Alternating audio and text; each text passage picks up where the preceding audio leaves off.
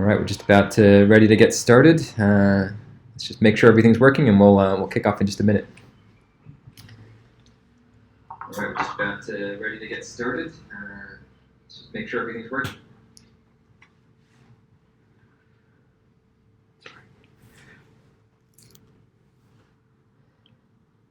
All right, great. Well, I'll just go ahead and kick things off and kind of get started. So so for those who haven't joined us before on kind of our Pulumi TV series, my name is Luke Coben, CTO at Pulumi, and we just launched Pulumi publicly earlier this week. So we're all pretty excited about that. So definitely hope that a few folks here are joining us for the first time and eager to kind of get a little peek at some of the things we're doing with Pulumi. So we have been in a kind of a private beta for several months now, but with the launch earlier this week, I think we've opened that up to a lot more folks, and we're really excited to see the kind of reception we got over the last 48 hours or so. Lots of folks coming in and trying things out, lots of folks building things on top of Pulumi, and lots of folks interested in how they can kind of extend Pulumi into some interesting new spaces. So for those of you who aren't already in our Slack channel, I definitely encourage you to jump in there if you have any questions or just want to kind of hear about what other folks are doing in and around Pulumi. We'll add a link there in the notes afterwards. But otherwise, today I'm just going to spend maybe 30 minutes or so and do a couple of things. First, I'll just kind of do a little quick 0 to 60 with Pulumi, just for folks who haven't kind of seen Pulumi before. And then I'll spend the rest of the time kind of talking about like multi-cloud with Pulumi and what that means for us and some of the different ways that Pulumi can sort of be used to target a variety of different cloud platforms and to take advantage of some of the unique features of Pulumi to target sort of build abstractions which can be used in a multi-cloud kind of way. This is something that I think is sort of a bit unique to kind of the way we think about Pulumi, and so it's an interesting topic to dive into a bit more deeply. So so let me get started by just doing a quick kind of introduction and 0 to 60. I'm here on the Pulumi.io site. This is a great place to get started. It has all of our documentation, tutorials, that sort of thing, to get you information about Pulumi. You can come in here, just grab the CLI and download it. If you want to go and install that manually instead of using this curl script, there's some install instructions right here as well. And then once you've done that, you can come in, say Pulumi. You have the CLI installed, and this is sort of the main interface for actually kind of running and deploying and managing Pulumi applications. And so I'm in here, and I'll just create a new application, and I'll say dir, Pulumi TV demo. And now I can pick one of my templates to get started with. And so here I'm just going to take this hello AWS JavaScript, which is kind of a very little but end-to-end working example, and I'll just go and create that template. Pick a name, I'll leave the description empty. Pulumi has a concept of stacks, which are sort of individual instances of my application that I've got running in the cloud somewhere, and so I'll take this stack name to create a new stack. And then I'll just say I want to deploy this into US West 2 because I'm out here in Seattle. And then I'll go ahead and install all the dependencies I need to run this program. And ultimately, I can just come in here and open that code. Actually, I'm in the wrong folder. Let me just go into, where did I create that Pulumi TV demo? Okay, so let me just open this up here. Okay, so when we created that template, it created this application for me. And this application is really just 5 or 6 lines of code. But this 5 or 6 lines of code creates a little application that's going to run, in this case, in AWS. And so this kind of highlights a few of the really core things about Pulumi right off the bat. The first is we're, of course, using, in this case, JavaScript, but that is we're using general-purpose programming language. We could be using TypeScript or Python or Go or a variety of other things that we've got kind of in the works now. But the core thing is I get to interact with the cloud platform directly from general-purpose programming language. And so for application developers who are used to working in JavaScript or Python, this is a really familiar interface that gives them all the tools that they expect kind of from those sorts of languages. The second is that I can use packages. So in this case, because I'm using JavaScript, I can use packages from NPM. And we have some packages that we've provided that give folks access to a variety of the cloud capabilities of the cloud platform. And so in this case, I can use at Pulumi/cloud-AWS to get access to a bunch of handy features to work with AWS. The next thing is that there's sort of two things I can do. One, I could actually come in here and work directly with Pulumi AWS, which gives me the raw capabilities of the AWS platform. And so I could use that to create every single resource that's available inside AWS. But instead, I'm using this Pulumi Cloud AWS, which is sort of a package of some higher level concepts for working with AWS and deploying higher level things. And these are sort of the standard ability to sort of take some common patterns and make them available as new kinds of components that folks can work with. And this makes it much easier to use these capabilities of the cloud platform than it might be if you were going and doing it all from scratch every time. And so in this particular example, I'm using this cloud.api, which is just the ability to expose an HTTP API to the internet. And this ultimately, for folks who are familiar with sort of all the AWS features in this space, this is ultimately going to use API Gateway and S3 and Lambda and a variety of features of AWS to power this. But as a developer, I don't need to know all of those different details and how to stitch all of them together. I don't need to copy paste all that code. I can just use this component to do that.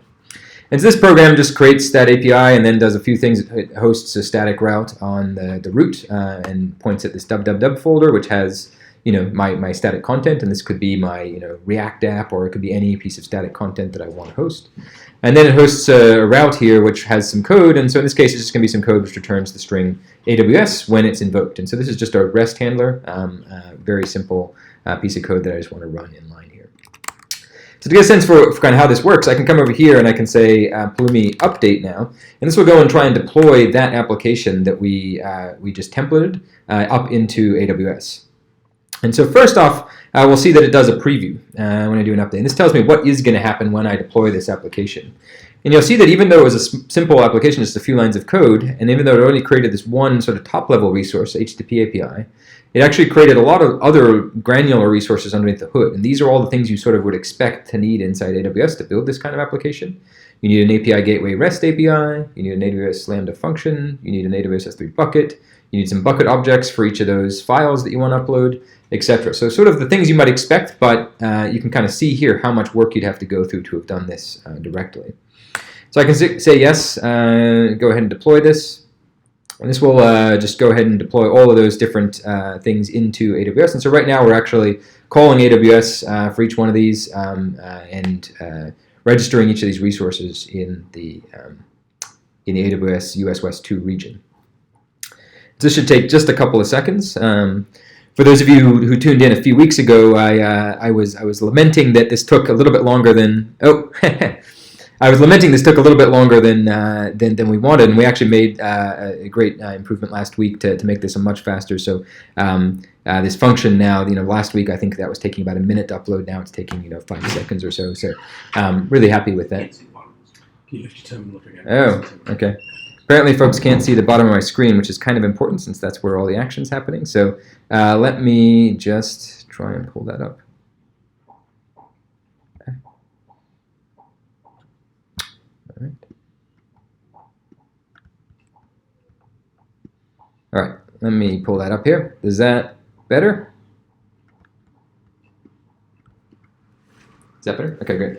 All right, so unfortunately I got an error here. No? Folks still? Yes. Okay, great. So unfortunately, I did get an error here when I was deploying. And this is actually a common thing to happen kind of as I'm developing my app. The AWS backend has a variety of restrictions, and just like in any kind of programming task, as I'm building my app, I may have errors in how I'm using one of the underlying APIs. And here, the error is actually fairly clear. Maximum number of APIs has been reached, and this is an error from the AWS API Gateway service. API Gateway, for folks who have used it, has a limit on the number of API Gateway services we can deploy. And so let me actually come into my AWS console here, go to API Gateway. Turns out we do a lot of demos, so we have a lot of these apps deployed. So let me just come in here and I'll blow this guy away.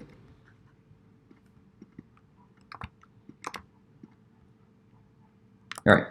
So now if I come back over here, you see there's a couple interesting things to note. One, I was halfway through kind of deploying this application. I had deployed the function, I deployed the bucket, I deployed the bucket object, but then there was a failure creating one of the pieces. And this is a sort of very normal thing to happen as you're sort of iteratively developing your applications.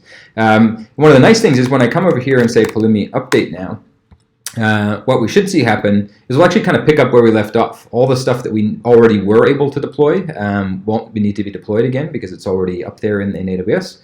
But starting with that REST API and then a few other things that need to get built off of that REST API, like the deployment and the stage, those will now get created. And so if I go ahead and say yes, we should now be able to succeed in creating that REST API and then the deployment and the stage. There we go. So this time we succeeded in creating that application.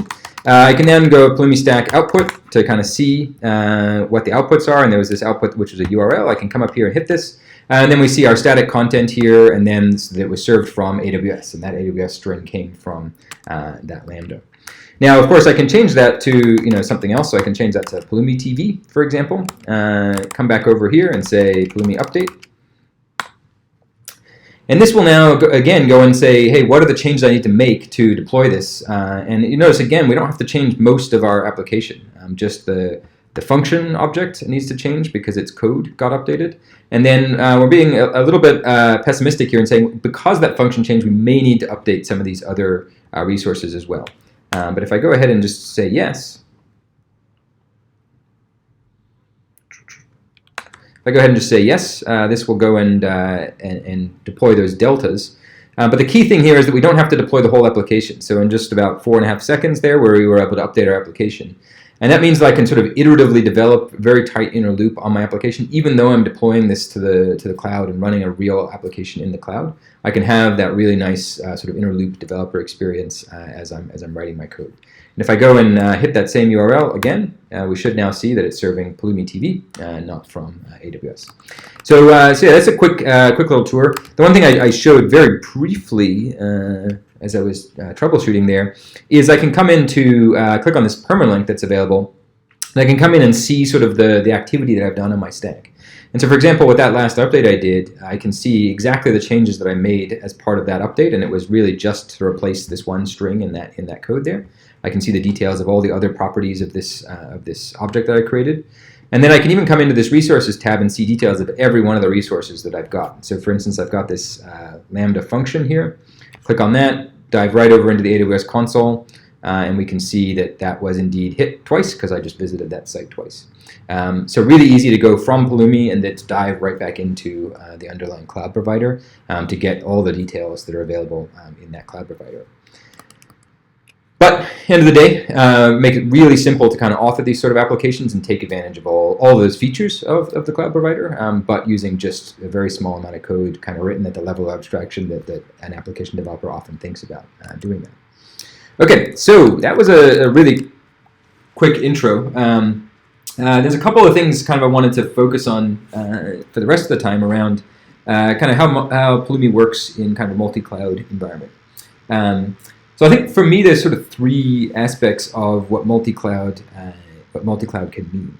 I think Pulumi has sort of an interesting story for each one of these. The first is just the ability to use Pulumi and use programming languages to target any cloud platform. So here we are targeting AWS, but as we kind of talked about, we can also target Azure or GCP or any other cloud platform down the road. And that ability to sort of have a single way of sort of single model for how you think about programming the cloud platforms, but apply it to each one of the different cloud platforms is, I think, really important. If you look at the sort of native technologies available for each cloud platform, they tend to have diverged quite a lot. You've got CloudFormation in AWS, you've got Azure Resource Manager in Azure. In each of these, there's some similarities, but a lot of differences, and to become an expert in one or the other is really a fair bit of work. Whereas with something like Pulumi, there's one model that then exposes the APIs from every one of these different platforms. And I think that level alone is really interesting because in practice, when I go and talk to sort of an individual developer, they're at that moment in time, they're really focused on one cloud platform. So the applications they're developing are maybe I'm 100% Azure right now because the project I'm doing is on Azure, and that's where sort of everything I'm doing is. But maybe in a year, I'm going to be switching over and doing AWS, and now I'm going to be 100% AWS. And because of that, like at any given point in time, I'm really focused on one, but it's really useful for my skill set to transfer between those two in terms of how I think about authoring my cloud software. The kind of second component of multi-cloud is, I think, the ability to create abstractions that are useful across clouds. So for me to write software which can run on multiple different cloud platforms. And this is where things like this Pulumi cloud abstraction here become kind of interesting. Because Pulumi fundamentally allows you to kind of create new components in code, you can use those components to create an interface which is cloud agnostic, which doesn't expose details of AWS or Azure or GCP, and then is implemented differently on each of the platforms. And this is sort of a standard technique in software generally. You see, for operating systems, there are many, even though there's great APIs available in each operating system, there's many libraries out there like the JVM or .NET or the Go standard library that are actually available across these platforms and that are a bit higher level, but then give access to the features of the operating systems independent of any given one. And so we think that there's opportunity to do that sort of thing as well, and it really does depend on having the capabilities of sort of a cloud provider to do that.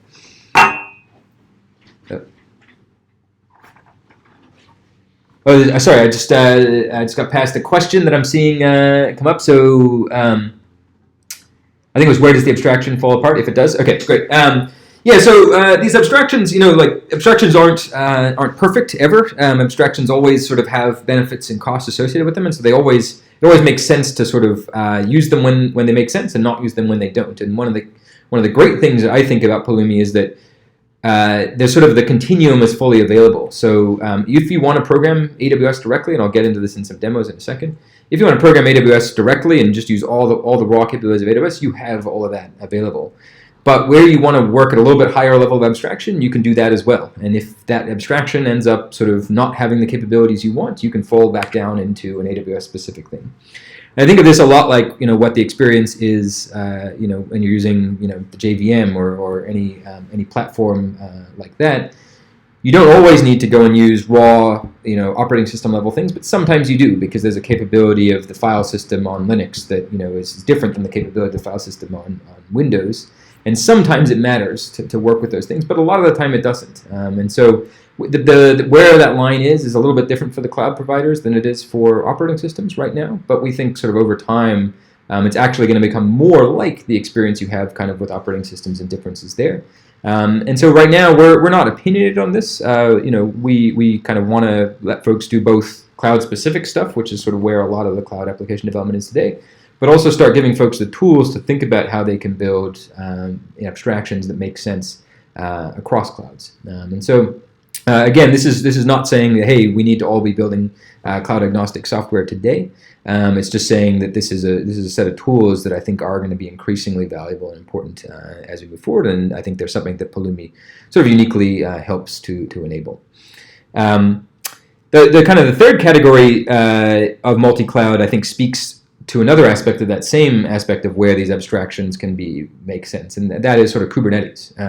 So in some sense, Kubernetes is an answer to this exact question. It is a set of abstractions, a set of kind of resource model and object model that can be used in any environment. And so it can be used in AWS or Azure or GCP, but it can also be used inside your own, on your laptop or in your own on-premise data center.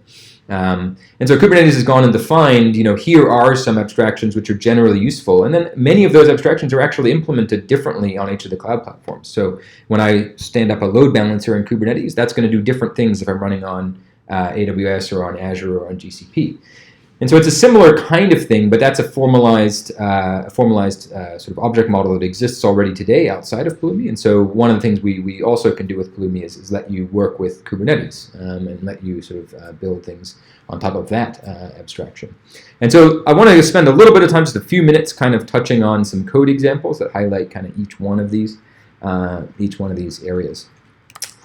So kind of first off, let me just show. In our documentation, I can come over here and I can I can see sort of the raw platforms that we support. And so in terms of sort of core platforms today we have existing libraries for AWS, Azure, and GCP. We also have a library for Kubernetes. And then we have this cloud framework that I kind of talked about, which is not its own cloud platform, but is a framework that can apply across multiple. In principle, there's no reason why we couldn't have effectively infinite of these cloud platforms. It's very easy to go and add a new one. So we've had folks over the last few days ask about DigitalOcean and ask about Cloudflare and ask about other sorts of cloud providers, and we absolutely can and expect over the next few weeks and months to add support for more of these, and folks actually, because everything here is open source, folks can go and build that support themselves as well if they're really interested in doing those things. One of the interesting things is this AWS provider. If I come over here and go into its docs and kind of see the full API, it's an amazing API. In fact, let me just come over here and go ahead and use it. Let me just come into some examples here. I'll just go to yeah, so if I come over into this code here, I can just take a look at kind of what it looks like to use this. So if I say AWS dot, I get a huge number of APIs. So just this list is enormous, and this is all of the APIs that are available inside AWS. And the same thing is available for Azure. The same thing is available at GCP, and as we expose others, we can do that too. And one of the key things that we do here for folks who are familiar with the Terraform provider ecosystem. The AWS, Azure, and GCP providers for Pulumi are actually built on top of those existing open source projects. And so when you type AWS dot here, this is actually a projection into Pulumi of the underlying AWS Terraform provider. And that's a provider that has hundreds of developers sort of collaborating on contributing to that and building up a really great representation of the AWS surface area. And this often moves really fast. When a new feature is available inside AWS, it's often within a day. There's a PR open, and that's being integrated into the framework. And so that means from Pulumi, we can get access to all those capabilities of the AWS platform really quickly as they're being deployed by the underlying cloud providers. The last one I mentioned there was the Kubernetes support. And that one for Kubernetes, we actually found that we really needed to have our own provider for that. And so for Kubernetes, we've gone and built a provider that's unique to Pulumi and that talks directly to the Kubernetes object model. And you can check that out. That one's open source as well. So we'll come over here. You can check that out at Pulumi-Kubernetes. And this is a library which lets you use the exact object model of Kubernetes. So we actually project the API directly from the API specifications that are published by the Kubernetes project. And so you can get a full fidelity access to everything that's available inside Kubernetes, but you can then use JavaScript or Python or whatever to program against that. And so you can do a lot more compositional things. You don't have to write giant YAML documents and copy paste and all that sort of stuff. And so I found this to be really handy to use. Okay, so we have access to all of the sort of core underlying platforms, and that's really the first piece is just, you can do all this stuff. But I thought I'd show some simple examples of kind of what that looks like in a few different things. So we saw in that first example kind of using Lambdas and using serverless capabilities in AWS. But it's actually interesting to go and take a look at that in some other platforms as well. So if I come over here, let me just switch over to this folder. So I'm going to go to, what was this? Azure TS Functions. Okay, so this Azure TS Functions is a little example that shows how to use Azure Functions, which is sort of Azure's equivalent for doing serverless functions. And this, this example just kind of shows off, here I've got a handler, which is just going to implement the kind of interface that Azure expects. So it expects a context object and a HTTP request as parameters, and then run some code at runtime. And now I can go and create one of those. And here we've created this Azure function.htp function, which is itself just a little, a little abstraction, a little wrapper that we've built over some of the underlying resources. And I'll dive into some of the details here. The nice thing is, in general, don't have to worry about these if you don't want to, but just to give you a sense of kind of how these things are built, I'll give you a feel for it. So here you see inside this, we actually go ahead and create a variety of Azure resources. So a resource group and storage account, storage container that can store some objects, and then we put up a blob into that storage account, which is the code that we're going to want to upload into our Azure function. And then Azure Functions run inside Azure App Service, so we go ahead and create an App Service plan, then a function app, and we point that function app's website run from zip at that code blob that we uploaded. And so there's a bunch of moving pieces here, and really to use Azure Functions sort of programmatically, you kind of have to do all of this work that we saw here. The really nice thing is that we've gone and written this code here in this example. We spent some time talking with folks from the Azure team to make sure that we were kind of stitching all these pieces up together correctly and doing this in the way that works best with Azure itself. And the end result, though, is that now as a user, I can just come up and write this one line of code. And I've got an Azure function stood up running some code on the internet. And so I can come over here and take a look at this, and I've got... I can type Pulumi stack ls to see all the different copies of this that I've got running right now. And you see I've got one running. It looks like Joe had one running as well. So I've got this stack here. And if I say, well, let me just come up here and make a change. So I'll say greetings from Pulumi in this code body. And I'll just say Pulumi, well, first I'm using TypeScript here, so I've got to build that. And then I'll do Pulumi update, and this will go ahead and try and apply that update that I just made to the program. And again, sort of just like we saw in that first example, even when it's Azure, it's a different set of resources that are changing, but it's a similar kind of thing. Here we see the zip blob that has all the code we need is going to be replaced because the contents of that changed because the code I wrote there was different. And then we'll see that function app object is going to need to be updated, and so that update is what's going to cause the function that's running to run new code instead. So if I say yes, I'm going to go ahead and make those changes. This should take, I think this takes 10 seconds or something when I run this.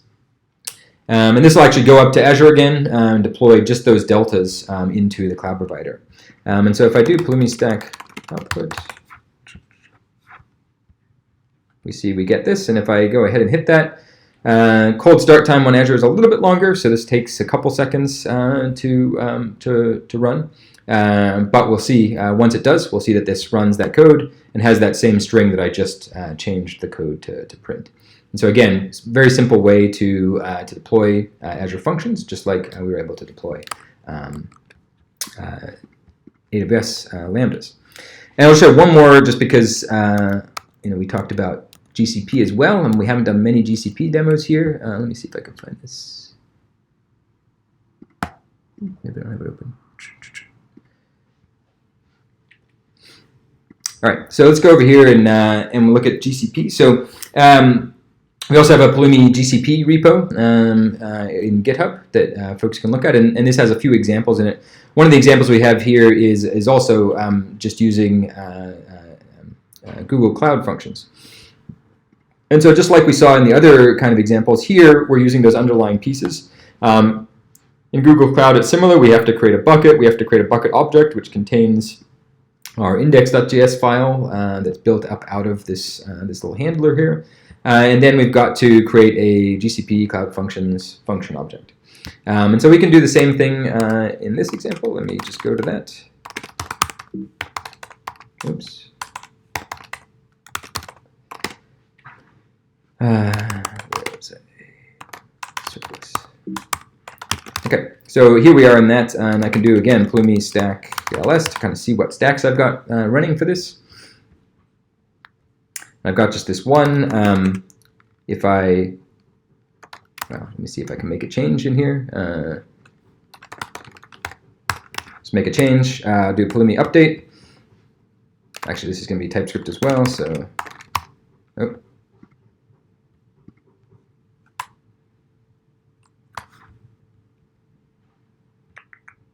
let's cancel that. npm run build.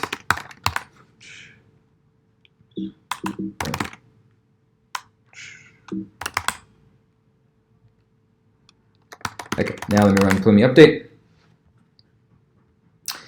So again, we're going to change that bucket object and that function. So very similar experience here as what we saw with Azure, where the sort of object and the function are changed. But here it's a completely different set of resources. These are resources in GCP that are defined by a completely different organization with a completely different surface area. But the Pulumi experience for working with both is very similar in terms of kind of what needs to be updated. And so here, if I go ahead and do this, we'll update that function.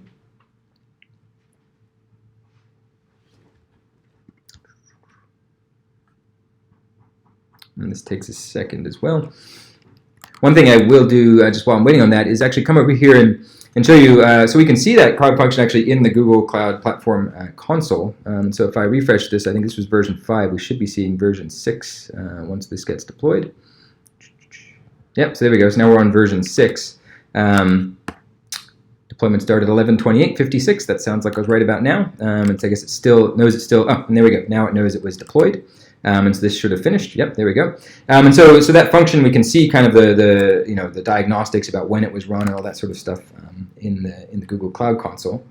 And then if I do again Pulumi stack output,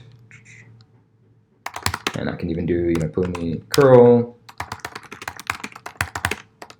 get that URL, and then I say hello Pulumi TV. So exactly that string which I just changed a second ago. And if I come over here, I would expect that. I don't know how frequently this thing updates, but if it was updating fast enough, we should see this this invocation that just came in against that. Give it one more chance. Oh, not to worry. I'm sure they have a couple of seconds of delay reporting. Oh, there we go. So there's that invocation that I just did, and we can see all that, get all that insight directly in Google Cloud. So yeah, that gives a sense of kind of like the raw capability to do some of the serverless stuff in every one of these platforms. So we have access to the ability to sort of manipulate the underlying resources to kind of work with the serverless capabilities of Azure, AWS, and GCP. Now, we have some layers on top of that. So one interesting kind of layer that we have today for AWS is this Pulumi AWS serverless. And this is a library we found kind of useful for just doing general serverless application development on top of Pulumi. And so, like for example, here I can do things like I can create an AWS S3 bucket, and then using this serverless library, this AWS serverless library, I can say serverless.bucket.onPut, and this just gives me a really easy way to hook up an event handler to that bucket without having to know all the details of what I need to do that. And so it's fairly cumbersome to kind of put together all the various AWS resources that are needed to do this. So we can provide just a very light but helpful set of APIs here that do those sorts of things. And one of the things that we're really eager to do in the next few weeks is to expand this kind of library to Azure and GCP as well, on top of the features that we kind of just showed in the last 2 demos, to give these really simple, higher-level ways of working directly with Azure and GCP, but for some of these serverless capabilities. And so if folks are interested in kind of working on any of that stuff, let us know. We're going to be doing some work here, and we'd love folks to help out as we go and flesh out some of those libraries as well. And of course, those kind of then speak to this Pulumi Cloud capability, where we have some high-level concepts which are independent of Cloud Platform. And based on those building blocks, I think we're really looking to flesh out that support for Pulumi Cloud to also cover Azure and GCP and other platforms over time. We got a request for supporting Cloudflare workers as well. We're definitely excited to kind of do some of that. And so that's an area that we'll be exploring soon. The question, Dynamo Streams, is that, yeah, okay. We've been doing a similar thing for DynamoDB Streams. Yeah, absolutely. So in this AWS serverless library here, I think we have a handful of things in this library already today. We have sort of CloudWatch timers, we have SNS topics, we have buckets, we have API gateways. So those are 4 very common sources for kind of serverless events. We fully expect this library over time to expand to cover every source of event source for Lambda, which is a large set and a growing set. DynamoDB Streams absolutely is one of the probably the next most common after those 4, and so we definitely want to support that. If folks are interested in adding that support, feel free to just open up an issue in the AWS serverless repo. We can discuss kind of the approach that we would take there. It should be a really simple thing to take this kind of same approach that we've taken in libraries like here it's like 80 lines of code or so to make this work with CloudWatch timers. We'd expect it to be a similar thing to expand this to cover more and more of the AWS event sources. So we're definitely interested in folks helping to flesh out some of those libraries as well. Okay, so I'm already past the 30-minute mark. I did want to also chat a little bit about kind of Kubernetes and how we do that from a sort of cross-cloud perspective as well. I won't have time to dive deeply in that. I want to spend more time on that, so maybe I'll postpone a real deep dive into Kubernetes until next week. I think that would be a good topic to spend some more time on. But one thing I will show, just because it's sort of more at this cross-cloud layer. The first part, there's sort of two parts to Kubernetes. One is actually kind of using Kubernetes and deploying Kubernetes objects like services and deployments and what have you. That's what I'll focus on next week. But one thing that's kind of fun also is that Kubernetes kind of makes sense from a cloud provider perspective. Like on each cloud provider, they offer there are now managed Kubernetes services available for every one of the cloud providers. EKS from AWS just launched last week. There's AKS, the Azure Kubernetes service, which has been available for a while and just GA'd, I think, last week as well. And then there's, of course, GKE. And so one of the things we can do with Pulumi is to stand up Kubernetes clusters. And so we support standing up Kubernetes clusters in any one of those just by building on top of the raw capabilities of the cloud provider. And so in this example, this is just a little 20-line kind of program here. And this program stands up a Azure Kubernetes cluster. So with this program, I run this, deploy this, and I've got a managed Kubernetes cluster running inside Azure that I can now manage as sort of infrastructure as code and now deploy my applications into. So I think this is a really nice thing. Azure has actually designed a really nice, simple API for this, really easy to get started. But similar things are available for GKE and EKS as well, and we'll be sort of fleshing out some more examples of that sort of thing in the future. One of the really fun things, just as sort of a teaser for kind of the future, because you can describe both your Kubernetes cluster inside Pulumi, but also you can describe your Kubernetes apps in Pulumi. We can actually mix and match these. So we could write a single program that stands up my Kubernetes cluster and deploys some of my applications into it. And this may or may not be what you want in any given setting. In a real production environment, you probably are going to want those to be separate and managed on different kind of cadences. But it does let you coordinate changes across them. So if you want to also allocate some additional maybe roles and policies in your cloud provider that are relevant to the behavior of the pods you're running inside Kubernetes, you can sort of do that in one unified way and think about your entire application infrastructure as one component. So that's a sort of just a kind of a teaser for some of the things that we're thinking about there as well. So I'm over time. Thanks so much for joining us. It's been fun kind of showing off some of the stuff. We'll be back kind of next week, same time. If folks have anything that they would love to see us kind of go into more detail on, let me know. We're on our Slack channel. We're here on YouTube. And we'll see you next week. Great. Thanks a lot.